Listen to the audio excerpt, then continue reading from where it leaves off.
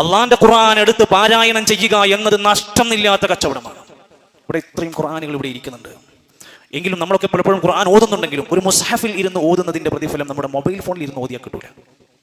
അതുകൊണ്ട് സാധ്യമാകുമ്പോഴൊക്കെ കിട്ടുമ്പോഴൊക്കെ മുസ്ഹഫ് എടുത്തുകൊണ്ട് ഖുർആൻ ഓതാൻ വേണ്ടി ശ്രദ്ധിക്കും. അതൊന്നും കിട്ടാത്തൊരു സ്ഥലമാണെങ്കിൽ അവിടെ നമുക്ക് മൊബൈൽ ആപ്പൊക്കെ ഉപയോഗപ്പെടുത്താം. ആ പ്രതിഫലം നഷ്ടപ്പെടുത്തണ്ട എന്നാ പറഞ്ഞത്. അള്ളാന്റെ ഖുർആൻ പാരായണം ചെയ്യുക, അത് പഠിക്കുക, അത് ചിന്തിക്കാനുള്ള സമയം കണ്ടെത്തുക. നബി സല്ലല്ലാഹു അലൈഹി വസല്ലം പറഞ്ഞത് ഖൈറുക്കും മൻ തഅല്ലമൽ ഖുർആന വഅല്ലമ, നിങ്ങളുടെ കൂട്ടത്തിൽ ഏറ്റവും ഉത്തമൻ ഖുർആൻ പഠിക്കുന്നവനും അത് പഠിപ്പിക്കുന്നവനുമാണ്. നമ്മൾ ഈ ആയത്തും ഈ ഹദീസുകളൊക്കെ നമ്മൾ റമദാനിൽ മാത്രമാണെന്ന് വിചാരിക്കരുത്. ഇത് 12 മാസം നമുക്ക് ആവശ്യമുള്ളതാ. നിങ്ങളുടെ കൂട്ടത്തിലെ ഏറ്റവും ഉത്തമൻ ഖുർആൻ പഠിക്കുന്നവനും പഠിപ്പിക്കുന്നവനാണ്. അതിലെല്ലാം പെട്ടു. ഖുർആൻ പഠിക്കാനും പഠിപ്പിക്കാനും വേണ്ടി പണം കൊടുത്താൽ അതിൽ പെട്ടു, സമയം കൊടുത്താൽ അതിൽ പെട്ടു.